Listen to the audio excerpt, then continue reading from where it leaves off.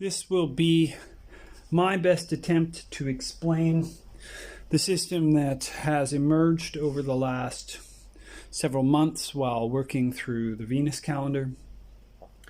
And the regimen of meditations that the Venus calendar has inspired me to undertake has created a very focused and very interesting emergent synthesis of the Kabbalah and the Enochian systems, which is, as far as I know, not a synthesis that has been done in any tradition or in any other school. So this is original work, and I'm sharing it with you.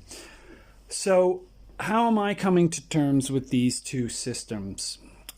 I have a diagram here, a hexagonal tiling. These are the 30 ethers of Enochian. Many years ago, I had the inspiration to take this magical hexagon.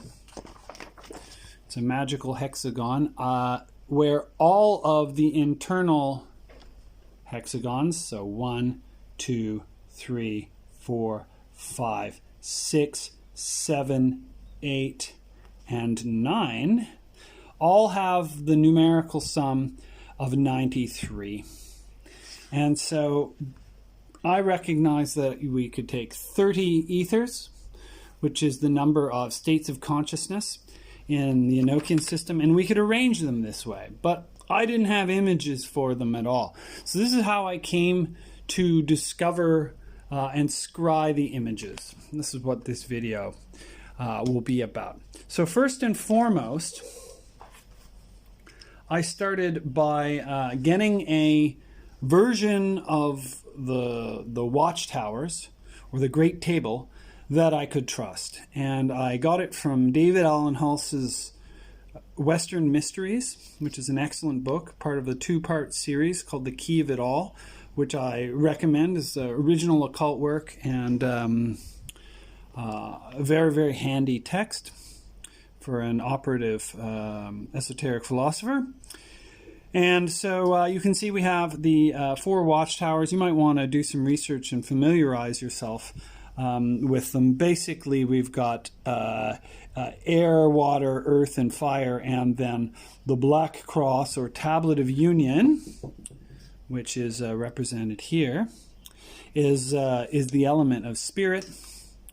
And then here we see those 4 watchtowers again at the center of 30 concentric circles, or in this case squares, like the steps of a pyramid. And we see their names.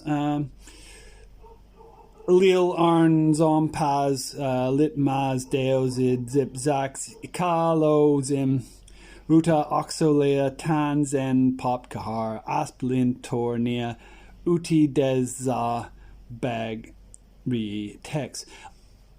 In ritual, I don't pronounce them like that. There is another key to pronunciation. But the thing about Enochian is you look at the letter forms and you read it like it's in English. You can do that, I think, without actually activating the forms. But there are other ways of pronunciation that cause a resonance to occur. So that helps us differentiate between talking about it theoretically and actively operating it. So I'm just talking about it now. I'm not actively operating. Because if I said these names using the other pronunciation, then I would be literally resonating this band around the 4 watchtowers. You can see I've also marked these buffer zones. So I've marked Kahar and I've marked Zax. Then they separated into 3 groups. So 3 general zones. These are special boundary ethers that have unique qualities. So anyway, this is the general map, and there are also 91 governors, which are 7-letter names, and they are, for the most part, assigned 1 to an ether. 3 to an ether. So each ether, with the exception of the ether text, the innermost ether, each ether has 3 7-letter governors associated with it. And it turns out, as Hulse points out, that the watchtowers are composed of capital and non-capital letters in these apparent jumble. But what's really the case is that the capital letters, for example, this D here, they head the names of governors. For example, so this D heads the name of Dialiva. And you can see the sigil for Dialiva traces the letters on the watchtower. So there are, in fact, 91 sort of these governors, and it turns out that there are also 22 in each of these 4 watchtowers. Right, so there's 22 governors that are assigned to air, 22 that are assigned to water, 22 that are assigned to earth, and 22 that are assigned to fire. And now that's 88 ethers. So, 88 governors. So where are the other 3 that total to 91? Well, one of them starts here with the L. These ones that I've marked specially appear in the original documents as backwards letters, and they're of a different class. So basically there are 8 backwards letters, 2 in each watchtower, and this L begins the name of one of the governors, Lixarpe. Lixarpe, Komanan, and Tabatom are the names, or the inactive names, of the 3 governors that govern the Tablet of Union, which corresponds in the Tree of Life to Da'ath, right? It's sort of out of the context of the tree. We'll get to that a little bit more later. But the main point is I want to show you that there are 22 governors in each of these 4 watchtowers. There is this one governor that begins in water but goes over into spirit. And then there is the case of this final name, which is the 92nd name, which actually appears in all 4 and across all 4 watchtowers, and was shown to us to be essentially the key. The blind, it was de-blinded by Hulse, and so that 92nd name completes the whole series. So if you know all 92 of the names and where they lie and what their sigils are, then you have essentially composed the watchtowers in this nonlinear fashion.